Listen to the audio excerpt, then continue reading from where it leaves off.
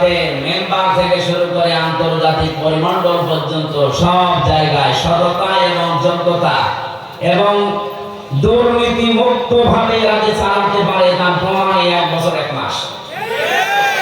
1 বছর 1 মাসে এদের আপনি দেখতে পাবেন দলে দলে পালে পালে মানুষ ইসলামে প্রবেশ করছে। ইসলাম মানে জামাত ইসলামী না, ইসলাম মানে যারা দিন কায়েম করতে চায় জমিনে, এটাই আসল ইসলাম। এখানে একটা সাদাবাজি মানুষ পাওয়া যায়নি, ডাই ফর্মে, মদ ফর্মে, এমনকি বিড়ি ফর্মে। যদি ধরিয়ে দেন তো বলে যে অমুক বিড়ি খায়, হ্যাঁ যদি কয়েকটা খায়ও মনে করো কেবল নতুন এসেছে। 71 বছর থেকে জমান নামাজ পড়ে বের হলো, 18 জন এসে আমার বলছে হুজুর আমরা এতদিন মানুষের তৈরি করা আইনের পক্ষে ছিলাম, এখন আমরা দিন কায়েম করতে চাই। এই পদ্ধতি যেহেতু বাংলাদেশ জামাত ইসলামী এখন এগিয়ে আছে, সুতরাং আপনি আমাদেরকে এই দলে নিন। আমি বললাম কালিমা পড়ানো লাগবে, বলছে না কালিমা আমরা চাই, কিন্তু এতদিন ভুল পথে ছিলাম। আমি জোয়ারটা দেখছি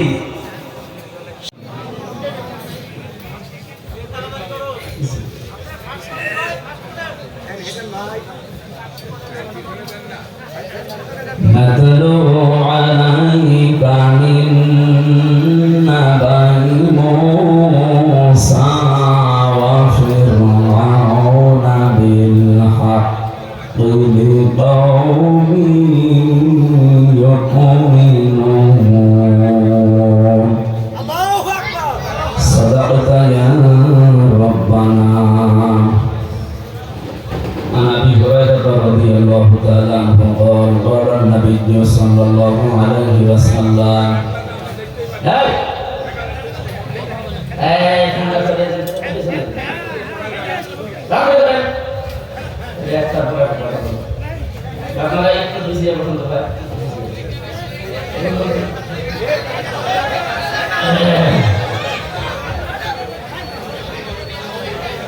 মিডিয়া এক কথা কয়বার বলবো আপনাদের? হাত দাঁড়াবেন না ভাই, বসুন কথা বসুন। এই আমাদের আলাদা ভাবে বলা লাগবে, বসেন।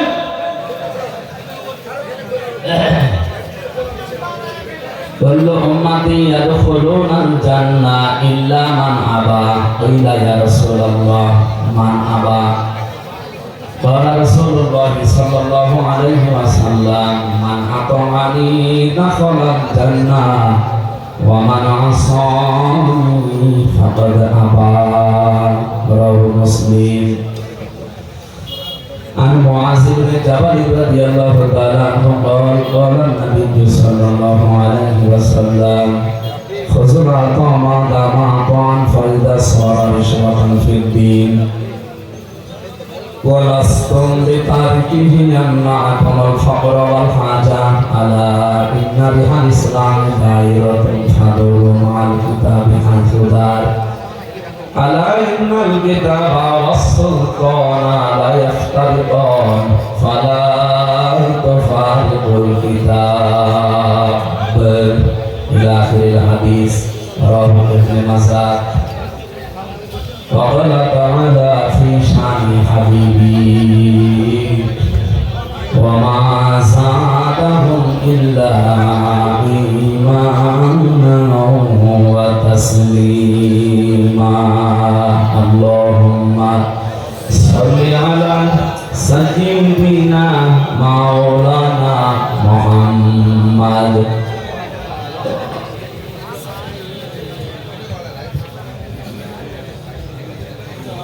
সুন্নাত নয় শুধু দাওয়াতের মেহমান, সুন্নাত নয় শুধু খাওয়া শেষে মধুপান, আরো কিছু সুন্নাত আছে তুমি জানো কি? জানলেও জীবনে কখনো তা মানো কি? সুন্নাত শুধু নয় মাজলুম সহায়ক, সুন্নাত ওহুদে জালিমের প্রতিরোধ, সুন্নাত শুধু নয় নির্জন ধ্যানে যাওয়া, আর সুন্নাত হলো পাথরের আঘাত খাওয়া। মহাব্বতে তার শরীরের সাথী তুমি, হামজার মতো তার পাশে থাকো কি, আরো কিছু সুন্নাত আছে তুমি জানো কি, জানলেও জীবনে কঠোরতা মানো কি। আলহামদুলিল্লাহ। নাটোর জেলার নলডাঙ্গা থানার অন্তর্গত মাদনগর ইসলামী যুব সমাজ কর্তৃক আয়োজিত দানবিহীন, তার মানে এখানে শুধুমাত্র যারা সদস্য আছে তারা এই অনুষ্ঠানটা সাজিয়েছে।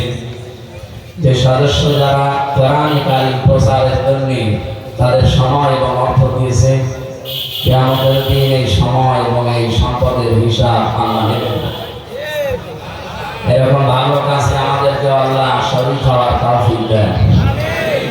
ষষ্ঠ বাৎসরিক তাফসীরুল কোরআন মাহফিলের স্বনামধন্য সভাপতি, বিশিষ্ট ইসলামী চিন্তাবিদ, সহকারী অধ্যাপক আলহাজ মাওলানা এনামুল হক দামাত বারকাতুহুল আলিয়া। এই কি আসছে কথা বলতে, আমি যদি কথা বলতে না আমার কিছু দিস না, কথা বলা লাগবে ভাই, কষ্ট হলে ওইভাবে থাকেন, 1 ঘন্টা আমরা কথা বলবো ইনশাআল্লাহ। সহ সভাপতি বৃন্দ, অনেক মানুষের নাম দিয়েছে, হায়াতের তাজ্জেবা সিহাতে করলিয়া কামনা করছে, আল্লাহ যেন দান করে। মাহফিলের প্রধান অতিথি উপজেলা নির্বাহী অফিসার নলডাঙ্গা নাটোর জনাব রেদওয়ানুল হাবিব দামাত বারকাতুহুল আলিয়া। বিশেষ অতিথি আপনাদের এই থানার ভারপ্রাপ্ত কর্মকর্তা জনাব রফিকুল ইসলাম। আল্লাহ রাব্বুল আলামিন এই মানুষগুলোকে কোরআনের খাদেম হিসাবে কবুল করে। এতক্ষণ যিনি কথা বললেন আপনাদের এই জেলার সন্তান মাওলানা আব্দুল মজিদ, খতিব জাস্কোট কমপ্লেক্স জামি মসজিদ নাটোর। মঞ্চে বসা আছেন সম্মানিত ওলামায়ে কেরাম, আমাদের এই এলাকার যারা, আমি তো অনেকের নাম জানি না, একবারে দোয়া করছি তাদের জন্য, ওয়ারাফাউনা লাকা যিকরা। আল্লাহ এই আলেমদের মর্যাদা সম্মান যেন আরো বাড়িয়ে দেয়। আমি শুধুমাত্র আলেমদের কথা কেন বললাম, এই পৃথিবীতে যত বান্দা বান্দি আল্লাহ বানিয়েছে সবচেয়ে বেশি ভয় তাকে করে আলেমরা। ইন্নামা ইয়াখশাল্লাহা মিন ইবাদিহিল উলামা। অবশ্যই আমার বান্দা বান্দিদের ভেতরে আমি আল্লাহকে ভয় করে যারা আলেম। আলেম আর কারা? আলেম কারা? আমরা তো নামের আগে মাওলানা মুফতি কারি হাফেজ লেখা দেখলেই মনে করি আলেম না। আলেম আল্লাহর দৃষ্টিতে ওইটা যাকে আল্লাহ যতটুকু জ্ঞান দিয়েছে, যোগ্যতা দিয়েছেন, ওই অনুযায়ী যে কাজ করে। কথা বুঝে? আল্লাহ রাব্বুল আলামিন বলেন, আমান আসলামু মিম্মান কাতামা শাহাদাতান ইনদাহু মিনাল্লাহ ওয়া মাল্লাহু বিগাফিলিন আম্মা তা'মালুন। সূরা বাকারার 140 নম্বর আয়াতের শেষের দিকে আছে, আমরা যাদেরকে আলেম মনে করি, বিশাল জোব্বা গায়ে আছে, লম্বা চওড়া, বড় বড় দাড়ি, হাতে তসবিহ, দুনিয়ার কোনো খেয়াল নেই। আল্লাহ বলেন না, আমার দৃষ্টিতে বড় সালেম তো ওইটা যার কাছে কোরআনের জ্ঞান থাকার পরে দুনিয়ার কোনো স্বার্থ পেয়ে গোপন করে দেয়। এরকম আলেম এই দেশে 54 বছরে ছিল না, এখন নেই, আগে আরো বেশি ছিল, এখন একটু কমেছে, তারপরও কম না, এখনো অনেকে আছে। ওদেরকে বাতিল ছাড়া তারা টাকা পয়সা দিয়ে এদেশে যেন ইসলাম কায়েম হতে না পারে সেই জন্য তাদের ব্যবহার করছে। দর্শক বলছিলেন কি জানো, যেমন ওয়াজ করেন যেন এই এলাকায় সাদাবাজি না হয়, এলাকায় মানুষ খুন না হয়, আমরা তো ওইটা চাই, ওইটা যেন আসতে না পারে। আমি একটা হাদিস পড়ছিলাম আজকে আসার সময়, নবীজি বলেন, আমি ইবনে ওমর রাদিয়াল্লাহু তাআলা আনহু বলেন, قال النبي صلى الله عليه وسلم فاتبعوا الصراط الأعظم।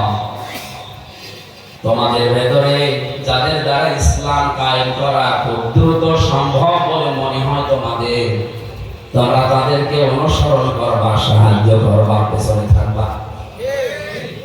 আমি সব বাদ দিয়ে নিরপেক্ষ দৃষ্টি দিয়ে বলেন তো, বাংলাদেশে এখন ৭৩টার উপরে দল আছে। আমি যতটুকু অ্যানালাইসিস করেছি এই দেশ নিয়ে, যতটুকু দেখলাম, বাংলাদেশে ইউনিয়ন পরিষদ থেকে শুরু করে আন্তর্জাতিক পরিমণ্ডল পর্যন্ত সুচারুরূপে দুর্নীতি ছাড়া বাস্তবতার সাথে আল্লাহর বিধান দিয়ে চালানোর ক্ষমতা এখন এই দেশে জামাত ইসলামী আছে। অন্য কোন দলের থাকে আপনি নাম বলেন, আমি তার মাস করবো বলেন। হ্যাঁ, ইসলামপন্থী দল এখনো প্রায় আছে ৩৯টা। একটাকে দিয়ে তারা সংসদ থেকে শুরু করে আপনি ইউনিয়ন পর্যন্ত পুরাটা, এমনকি আন্তর্জাতিক পরিমণ্ডলে যে ব্যবস্থাগুলো আছে চালানোর সক্ষমতা এখনো হয়ে ওঠেনি। কিন্তু জামাত ইসলামী বাংলাদেশে এভাবে লোক তৈরি করা আছে। আপনি বলেন এটাকে আমি বানিয়ে বললাম? তাহলে হাদিস ছিল ফাত্তাবিউস সিরাতাল আযম, অনুসরণ করবা তাদের যাদের দ্বারা ইসলাম কায়েম করা দ্রুত সম্ভব। আমি তো হাদিসের বাংলা বললাম, খালি নামটা চলে এসেছে জামাত ইসলামী। অন্যটা যদি আমি পেতাম তাহলে তাদের নাম বলতাম। আমি তো মিলিয়ে দেখছি যে না, কেউ সম্ভব না। হয়তো ইউনিয়ন পারবে, উপজেলা পারবে, পৌরসভা পারবে, হয়তো সংসদ ভবনও পারবে। আন্তর্জাতিক পরিমণ্ডলে যে বিষয়গুলো আছে এগুলো ক্যাপচার করার জন্য যোগ্যতা লাগে। বিদেশে একজন মেহমান এসেছে, আপনার সাথে অর্থনীতি নিয়ে আলোচনা করবে।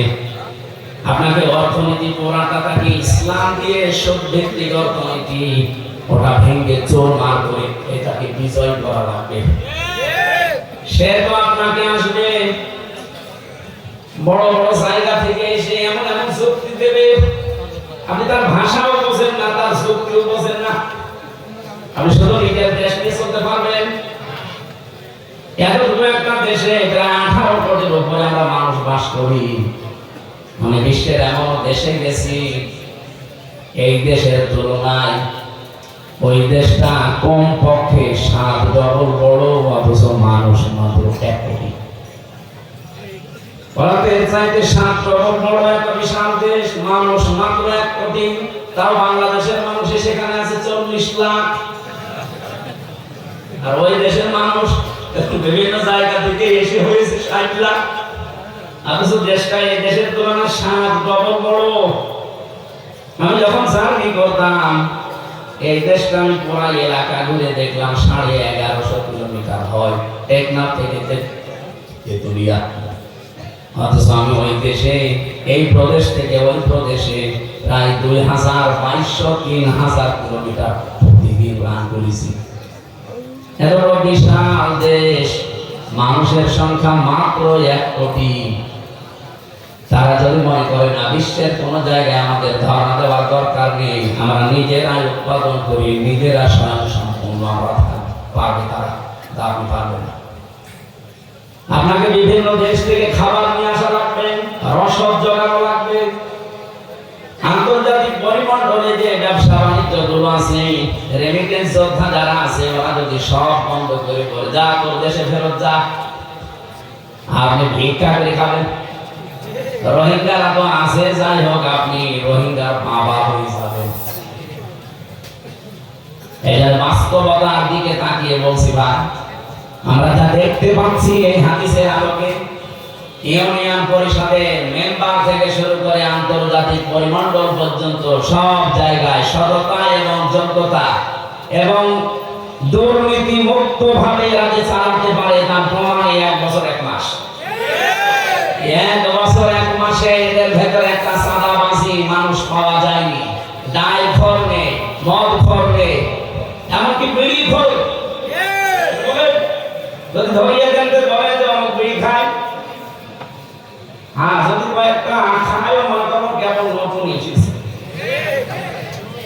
বর্ষতে জমান নামাজ পড়ে বের হলাম, 18 জন এসে আমাদের বলছে, হুজুর আমরা এতদিন মানুষের তৈরি করা আইনের পক্ষে ছিলাম, এখন আমরা দিন কায়েম করতে চাই।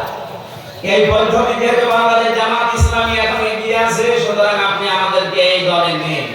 আমি বললাম কালিমা পড়ানো লাগবে, বলছে না কালিমা আমরা চাই, কিন্তু এতদিন ভুল পথে ছিলাম।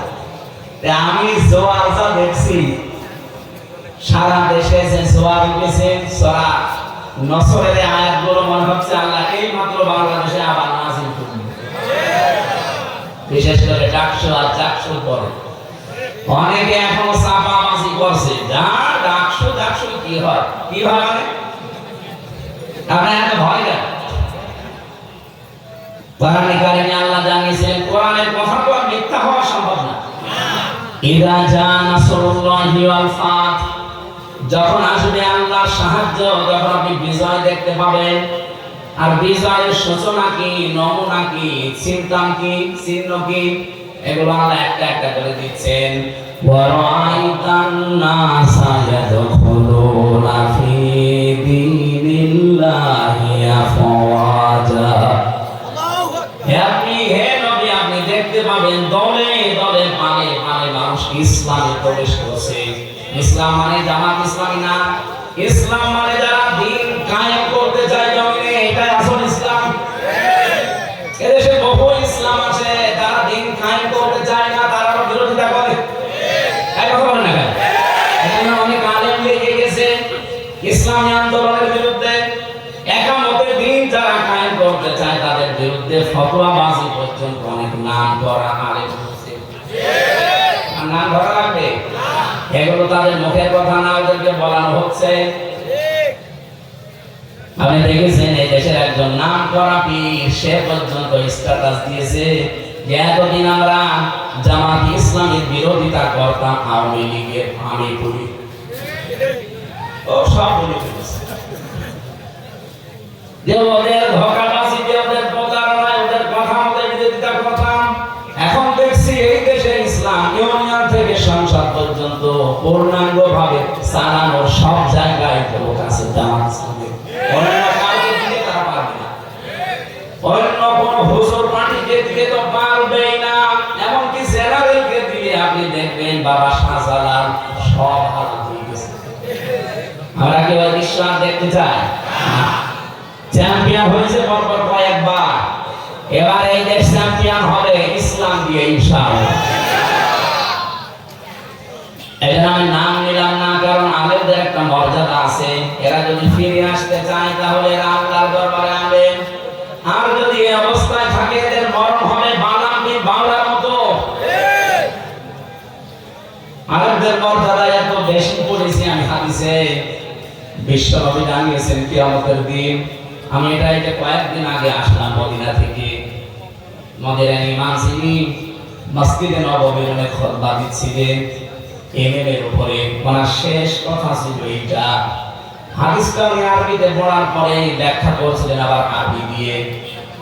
আমি বাংলায় বলছি, উনি যে কথা বললেন এটার সারমর্ম এটা, কিয়ামতের দিন আলেমদেরকে আল্লাহ যখন বিচার করবেন, ওদেরকে আল্লাহ পর্দা দিয়ে ঘিরে নেবেন, আলাদাভাবে ঘিরে নিয়ে বলবে, মাওলানা এনামুল হক এই করেছিলি, জিজ্ঞাসা করবে এই এই করেছিলি, প্রত্যেকটা কথার জবাব দেওয়া লাগবে যে হ্যাঁ। রব্বুল আলামিনের মুখে কাকতি মিনতের দিকে তাকিয়ে বলবে, গোপনে তোরে মাফ করে দিলাম, কাকে বলবি না, জানার জন্য। কিন্তু সে আলেম দ্বারা থাকা লাগবে। আপনি যদি কোরআনের কোন বক্তব্য জানার পরে দুনিয়ার কোন স্বার্থে সিদ্ধি পেয়ে যদি গোপন করে রাখেন, আপনি আল্লাহর দরবার আর আলেম নেই, আপনি পুরা সালেম হয়ে গেছেন। আল্লাহ শব্দটা উল্লেখ করলেন, আসলাম, এটা সুপারলেটিভ। এর চাইতে বড় শব্দ আর দিতে হয় না। সব চাইতে বড় সালেম আল্লাহর কাছে ওই লোকটা যে তার জ্ঞান অনুযায়ী, যোগ্যতা অনুযায়ী আমল করে না। এই জন্য যারা এখানে বসে আছে আলেম নাম নিয়ে, তাদের মর্যাদা সম্মানের কামনা করি নাই। রব্বুল আলামিন যেন কিয়ামতের দিন ওই হাদিসের আলোকে আমাদেরকেও তার ভেতরে শামিল করে মাফ করে দেয়।